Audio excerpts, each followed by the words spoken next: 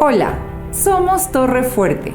Ahora escucharás al pastor Arturo Muro dando inicio a la serie de prédicas Salomón, entre la sabiduría y la insensatez, con el tema Un hombre exitoso que fracasó. Que este mensaje sea de bendición para tu vida. Buenos días y también buenas tardes a toda la iglesia. ¿Cómo estamos hoy? Bienvenidos todos a la Iglesia Bíblica Torre Fuerte. Gracias por acompañarnos y también los que nos acompañan en la transmisión. El ser humano tiene una enorme capacidad para poder engañar y poder engañarse. Somos muy buenos para dar una cara y por otro lado dar otra cara. En antigua Grecia los actores usaban máscaras para poder tomar la parte o actuar con diferentes personajes, y de ahí viene la palabra hipocresía, o sea, dos caras básicamente. Y creo que todos ustedes se van a identificar que eso es una tendencia que todos tenemos. Algunas situaciones lo demandan porque tenemos que actuar un poquito. Cuando acompañamos, por ejemplo, a alguien que se está gozando por un cumpleaños, un aniversario de boda, y nosotros estamos saliendo de una situación muy triste y muy difícil, queremos gozarnos con ellos aunque no lo sentimos. Y eso es difícil. Por lo tanto, tenemos una enorme capacidad de vivir en dos extremos o mostrar dos caras. La Biblia lo pone en esta manera, en Jeremías. Engañoso es el corazón más que todas las cosas. Y después añade, y perversa. O sea que nosotros podemos engañar y también engañarnos. Pero hay alguien que no podemos engañar. Al ser humano sí, a nuestro corazón sí, pero a Dios no. Porque después pregunta, ¿quién conocerá el corazón del hombre? Obviamente, Dios, que mira al corazón.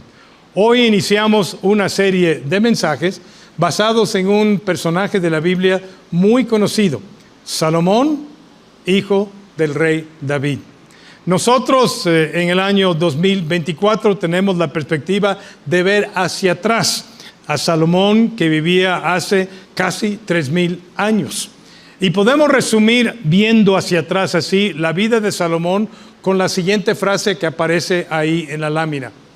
Salomón entre la sabiduría y la insensatez. A lo largo de su vida vemos a un Salomón que va de un extremo y a otro. Ustedes bien saben que Salomón fue conocido en aquellos días como el hombre más sabio del mundo. Inclusive cuando él empieza a reinar, empieza muy bien, tomando como primer paso una humilde petición a Dios que se encuentra en el versículo 9 de Primera de Reyes 3. Va a haber varias láminas que tienen los textos si quieren seguirnos ahí. Y dice en el capítulo 3, versículo 9, da pues a tu siervo corazón entendido para juzgar. O sea, muy propiamente se enfrentaba con un gran reto, tomar el lugar de su padre David, con toda la complejidad de un gobierno y una nación ya bastante fortalecida, con grandes retos y oportunidades enfrente. Y después dice, y para discernir entre lo bueno y lo malo, para poder saber yo cuál es el camino correcto y saber yo cuál es el camino incorrecto en todos los aspectos de la vida. Porque ¿quién podrá gobernar a este pueblo tan grande? Y esto agradó a Dios.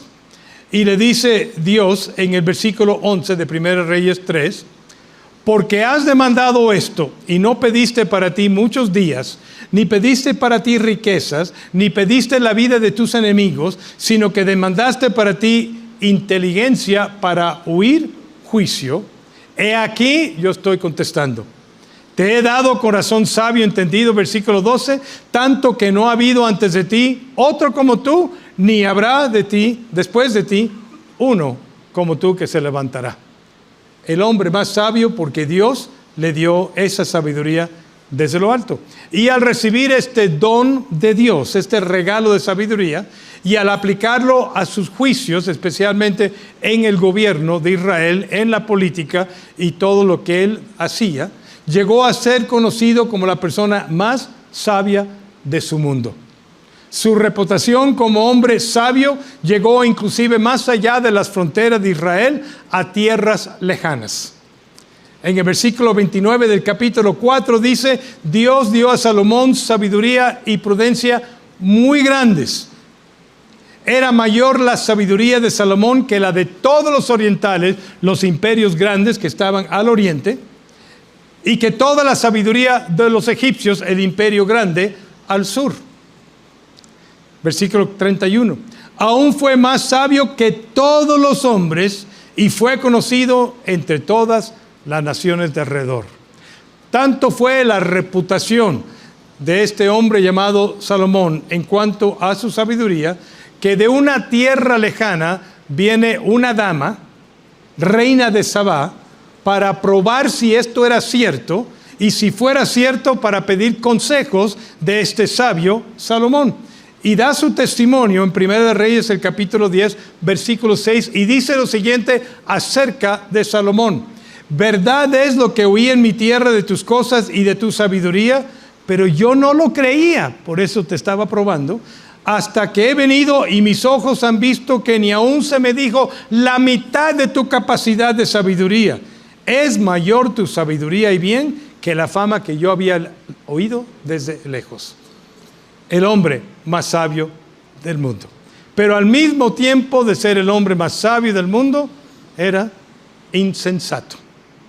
¿Es posible ser sabio e insensato al mismo momento, aunque suena contradictoria?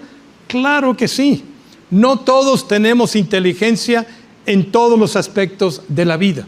Y en algunas cosas no nos afecta tanto porque no son cosas espirituales y morales. Voy a confesarles algo aquí. No se preocupen, no. Es algo que se puede confesar. Yo no tengo inteligencia para reparar cosas en la casa. Mi esposa ya me conoce después de 44 años. La última vez que traté de reparar algo, más bien no era una reparación, era colgar un cuadro en la cocina. Agarré el taladro, no sabía bien, empecé ahí, hice un hoyo de ese tamaño. Y entonces mi esposa me mire, ya sé, hay que llamar al albañil para reparar eso. No tengo inteligencia. Estuve yo fuera ese día que repartía la inteligencia práctica de la casa. Mi esposa es mejor que yo. Pero eso no tiene que ver con la moral, no tiene que ver con algo espiritual.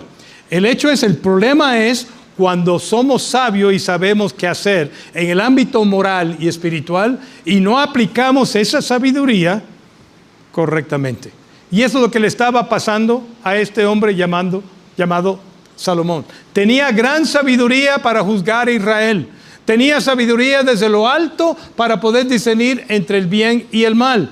Era reconocido como el gran sabio del mundo y al mismo tiempo fue insensato en algunos asuntos muy importantes de su vida. Y creo que ahí hay una lección grande para nosotros.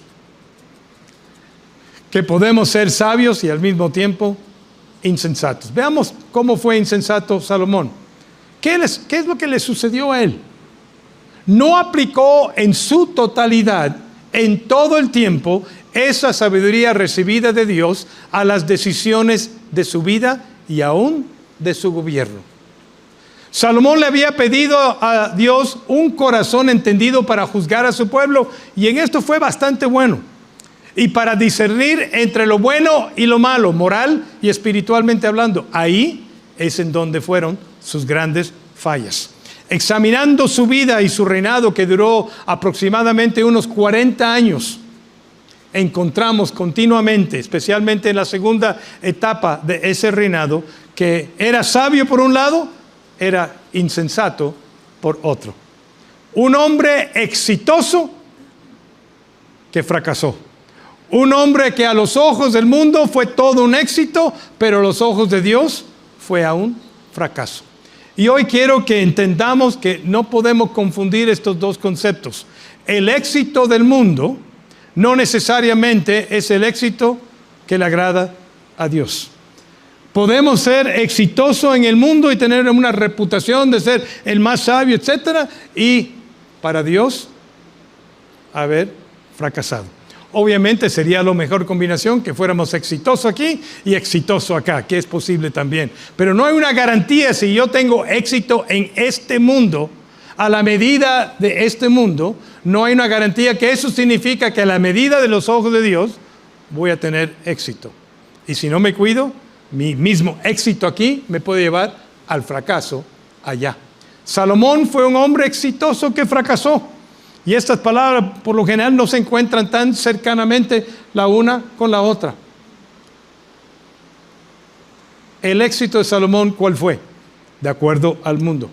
Muchos fueron los reyes de Israel y Judá, desde Saúl hasta el último rey de Judá. Pero ninguno de estos reyes de Israel, del reino de Israel o del reino de Judá, lograron alcanzar el poder y la reputación, prestigio, influencia que logró Salomón en esos 40 años.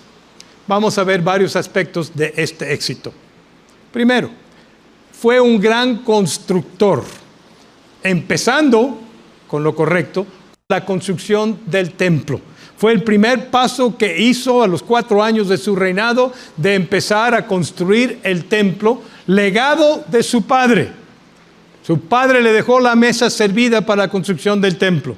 Había escogido el lugar en donde se construiría el templo, que se llama el Monte Moría, en donde hoy en día está el Domo de la Roca, allá en Jerusalén. Su padre le había entregado los planos. Así debe de ser el templo en la mayor parte de sus aspectos, a lo menos en obra negra. Su padre le entregó un gran tesoro que se había ahorrado de Israel y de su propio tesoro que él había apartado para comprar todos los materiales para la construcción del templo. Le dejó la mesa servida y a los 4 años de su reinado empezó.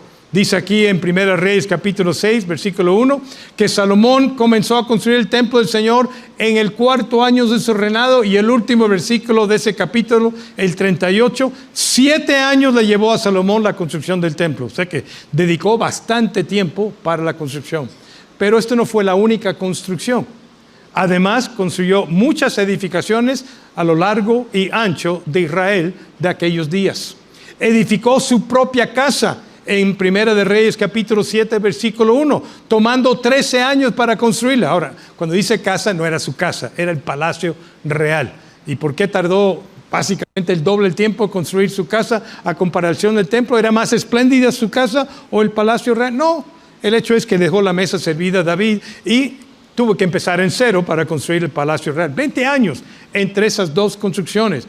Además, edificó la casa espléndida de retiro vacacional en el bosque del Líbano, 1 Reyes capítulo 7, versículo 2. Y esta fue la razón, todas estas edificaciones, que pasó lo siguiente en 1 Reyes 9:15. Esta es la razón de la leva que el rey Salomón impuso para edificar la casa de Jehová, el templo, su propia casa, el palacio real, Milo, el muro de Jerusalén y las ciudades fortaleza de Hazor, Megiddo y Geser, entre otras. Fortaleció. Inclusive si hoy uno va a Israel, puede visitar alguna de estas ruinas. En el año 2013, cuando estuve ahí con mi esposa y un grupo de la iglesia, visitamos precisamente las ruinas de esta ciudad que se llama Megiddo, que está al inicio de un valle que se llama el Valle de Jezreel, que es básicamente Armagedón, en donde va a suceder esa futura batalla. Fuimos ahí. Impresionante lo que queda, no me imagino lo que se construyó en aquellos días. Asimismo, continúa en versículo 19, todas las ciudades donde Salomón tenía provisiones, grandes almacenes, ciudades de carros, ciudades de la gente de a caballo, y todo lo que Salomón quiso edificar en Jerusalén, en el Líbano y en toda la tierra. Entonces fue un gran constructor. Tengo un tío, bueno, ya falleció, que fue reconocido como un gran arquitecto, no voy a mencionar su nombre. Y hay un libro, está en lo que son los arquitectos de fama de todo México a través de los años, y fue un gran constructor. Estuvo involucrado en la Torre Pemex, estuvo involucrado en el Centro de Convención de Acapulco y muchas otras cosas, Aeropuerto de Acapulco también. Una buena reputación y hizo buenas cosas. Pero no compara para nada con lo que hizo Salomón. En todas las construcciones que él hizo, fue excelente. Además de su sabiduría y las construcciones monumentales, también era conocido por ser un comerciante de excelencia. Durante su reinado estableció alianzas con naciones vecinas y desarrolló una red comercial que llevaba desde Arabia hasta el mar Mediterráneo. Y debido a eso adquirió una gran riqueza personal y también ayudó económicamente a que Israel prosperara. Dice aquí en el capítulo 10, versículo 26, 1 Reyes 10, 26, Salomón acumuló gran cantidad de carros de guerra y caballos, 1,400 carros y 12,000 caballos, y los repartió. Se pueden ver algunas de estas construcciones todavía hoy en día de las caballerizas de él. Tanto que importaba estos carros y caballos y después hacía negocio y los revendía. O sea, había un negocio aquí de reventa de carros y caballos.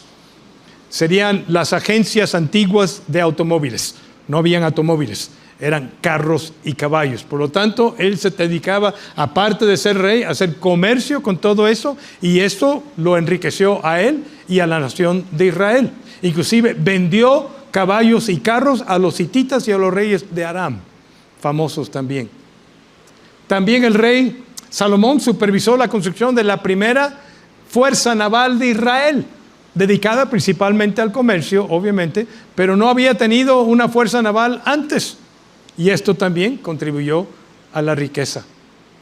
Mi esposa y yo visitamos precisamente uno de esos puertos que era la base de esta fuerza naval, que hoy en día se llama Eliat, que está al sur extremo de Israel, en el punto norte del Mar Rojo, de una parte del Mar Rojo, y hoy en día es un puerto importante en Israel. Dice en 2 Crónicas 9:21 que cada 3 años la flota comercial del rey regresaba de Tarsis trayendo oro, plata, marfil, monos y mandriles, y comerciaba con ellos también. Debido a esto adquirió grandes riquezas. Abren su Biblia por favor, 2 Crónicas 9:13. Y vamos a ver brevemente esta parte de la riqueza. 2 Crónicas 9:13.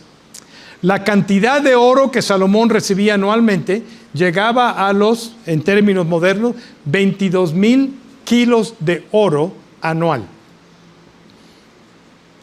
¿Alguien puede hacer la suma hoy en día? Multipliquen el costo de la onza por todo eso. Representa, si mi matemática está bien, 26,000 millones de pesos mexicanos en la actualidad. Anualmente le entraba a la tesorería. Pero eso no era todo. En la última parte del versículo 14, los reyes de Arabia y los gobernadores del país le llevaban oro y plata a Salomón. Por eso dice que la plata era como las piedras, era algo común. Tan rico se convirtió Salomón e Israel. Salomón también, como ya político y rey, logró extender las fronteras a su máxima extensión en Israel.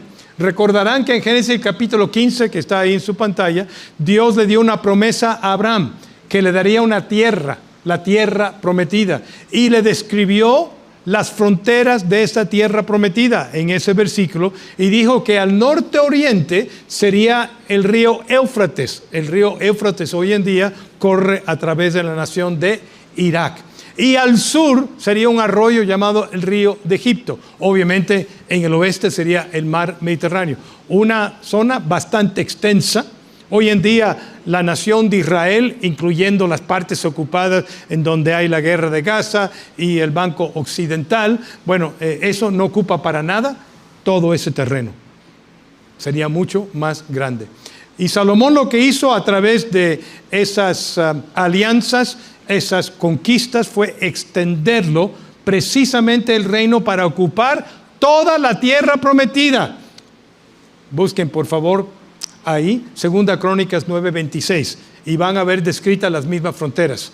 Dice, el rey Salomón extendió su dominio, el dominio de Israel, sobre todos los reyes desde el río Éufrates hasta Filistea, la franja Gaza, mar Mediterráneo, y la frontera de Egipto, que es el arroyo de Egipto.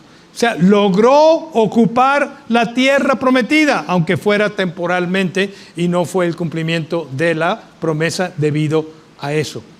Una gran hazaña que ningún rey antes o después de él logró hacer y que hasta la fecha no se ha cumplido. Y arriba de todo eso, yo no sé en dónde encontró el tiempo entre gobernar, entre construir, arquitecto, ingeniero civil, entre ser un comerciante, un administrador, también que fue un hombre de pocas esposas, en dónde encontró el tiempo para escribir, porque se dedicó también a escribir. Salomón fue un gran escritor. Dice 1 Reyes 4:32, compuso 3,000 proverbios. Obviamente es el escritor de la gran parte del libro de Proverbios. Sus cantares fueron 1,005. A lo menos tenemos uno de esos que se llama el libro Cantar de Cantares. También disertó sobre árboles, sobre la naturaleza, como filosóficamente. Representativo de ese tipo de escrito está el libro de Eclesiastés. Y por lo tanto Dios lo usó y el Espíritu Santo lo inspiró para escribir en su juventud un libro que se incluye en nuestras Biblias que se llama Cantar de Cantares. Libro que no se podía leer por un judío varón hasta después de los 30 años de edad, por lo que describe. Y ya ahí paro, hay menores de edad presente. A los que se van a casar, léanlo su luna de miel. Ya, punto. Después, en su madurez de vida, con la experiencia que había ganado, ya con hijos, quiere pasarle a sus hijos consejos prácticos sobre la vida, sobre el matrimonio y otros más. Y entonces contribuye a lo menos 3,000 proverbios a esa escritura. Ese es el libro que conocemos como el libro de Proverbios, escrito cuando era ya un hombre maduro. Y después, en la vejez, reflexionando sobre su vida, mirando hacia atrás, escribe el libro de Eclesiastés. Filosóficamente hablando, mirando hacia atrás y explicando algunas cosas que voy a explicar brevemente. En todos los ámbitos que he mencionado, fue exitoso.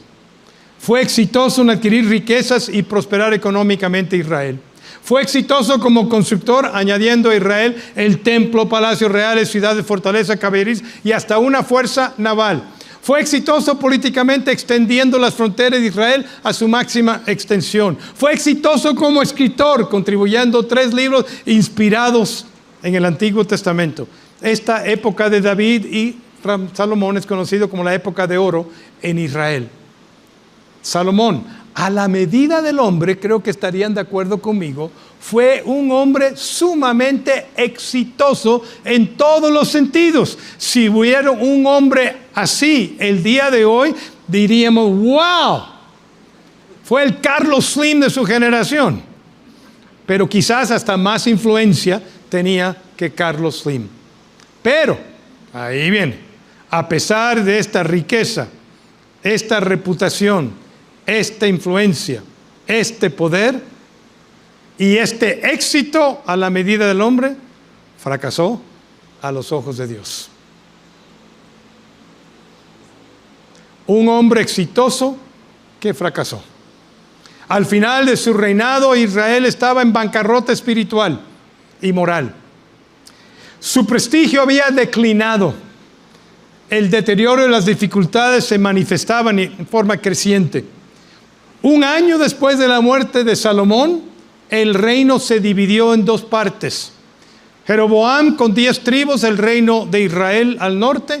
Roboam su hijo con 2 tribus, el reino de Judá el sur, dejando a Israel en una forma permanentemente dañada, que nunca se recuperó hasta la fecha.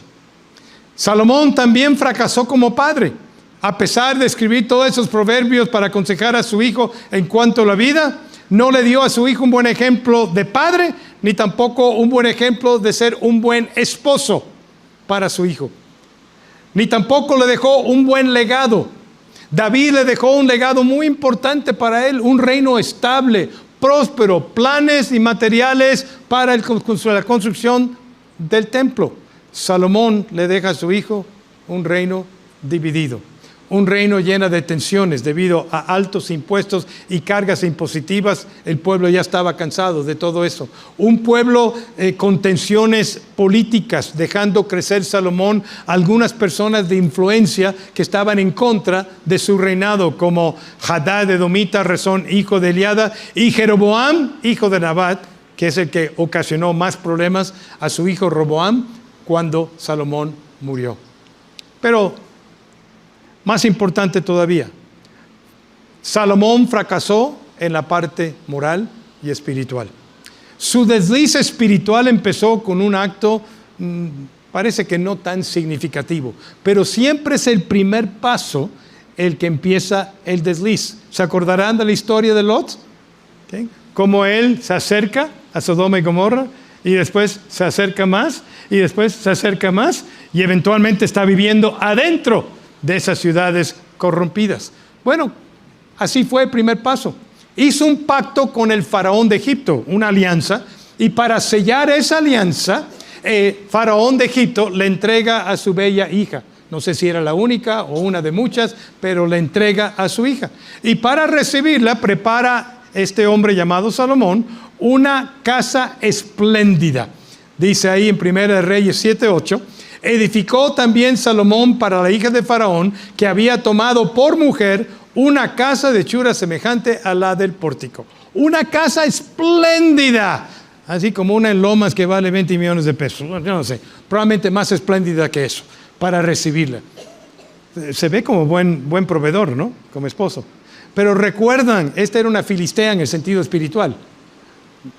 No era creyente en Jehová.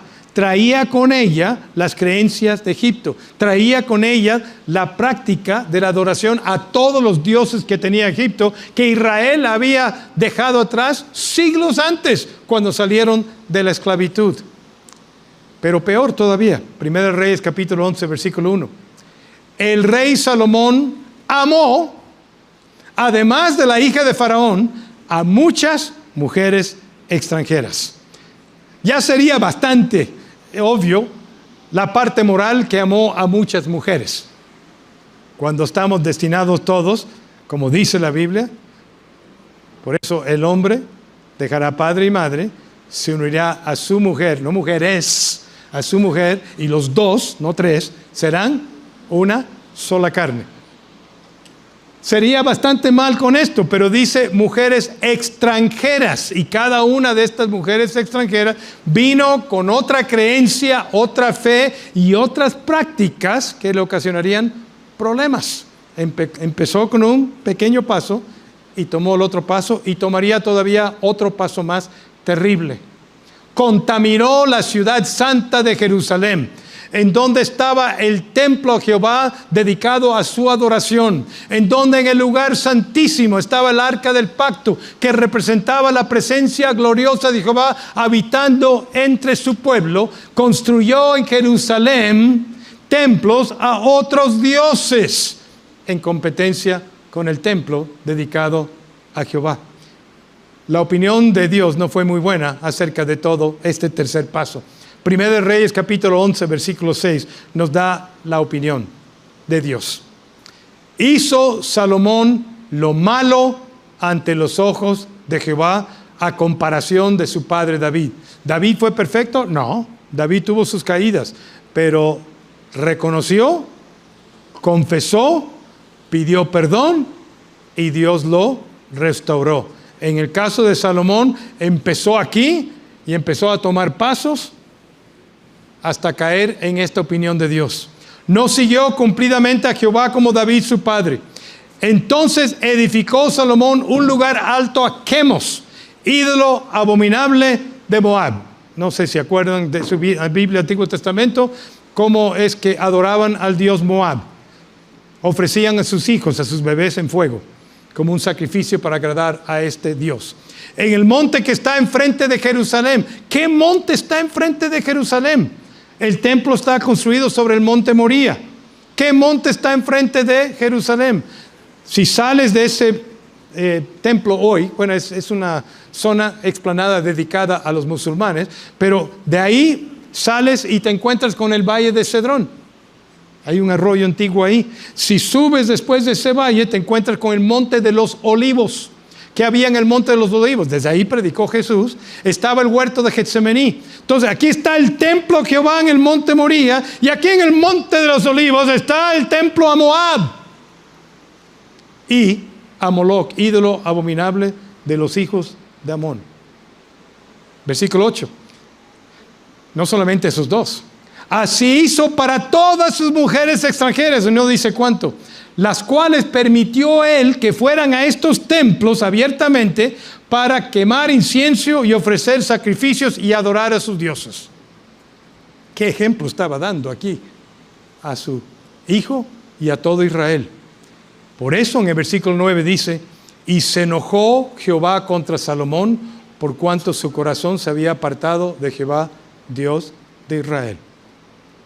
Sabiduría contrastada con insensatez.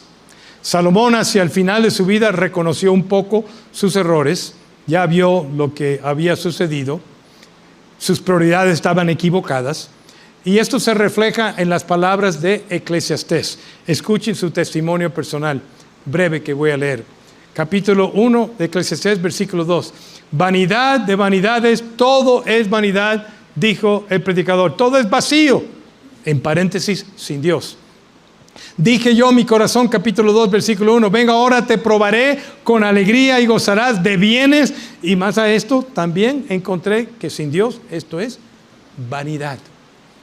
Versículo 4, capítulo 2, engrandecí mis obras, las construcciones, edifiqué para mí casas, planté para mí viñas, hice estanques de aguas. Versículo 7, compré siervos y siervas, tuve posesión grande de vacas y de ovejas, más que todos los que fueron antes de mí en Jerusalén. Versículo 8, me amontoné también plata y oro y tesoros preciosos de reyes y de provincias, aumentado más que todos los que fueron antes de mí en Jerusalén. No negué a mis ojos ninguna cosa que deseara, todos los placeres los experimenté. Y he aquí, conclusión del versículo 11, todo era vanidad y aflicción de espíritu, en paréntesis, sin Dios y sin provecho. Reflejando. Pero ya de viejo no podía remediar todo lo que había sucedido antes.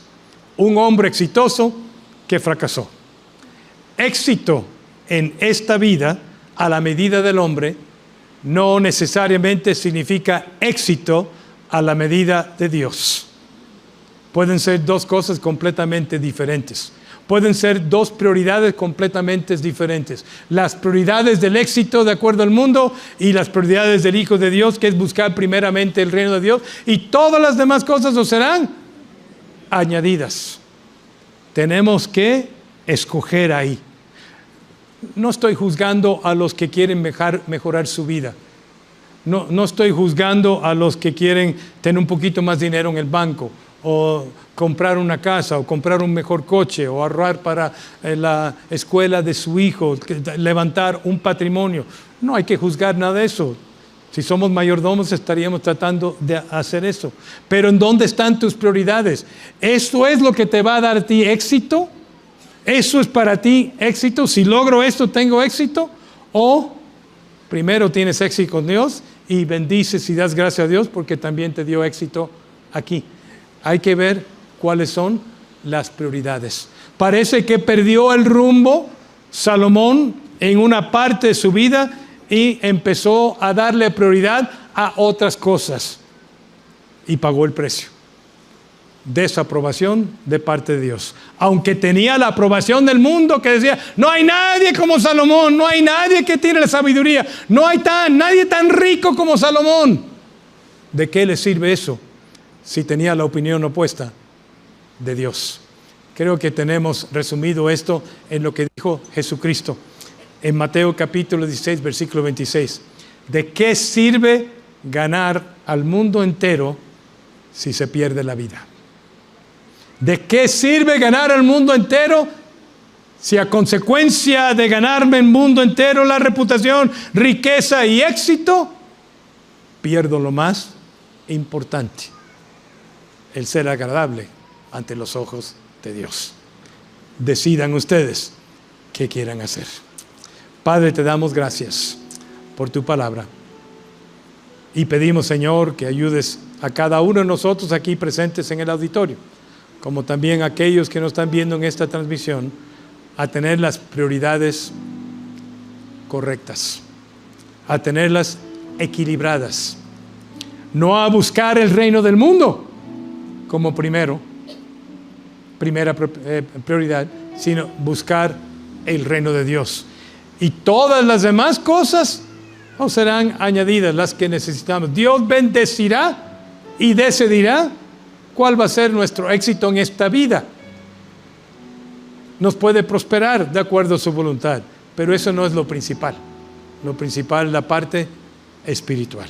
Así que ayúdanos a equilibrar esos factores en nuestra vida. Te lo pido en el nombre de Cristo Jesús. Amén.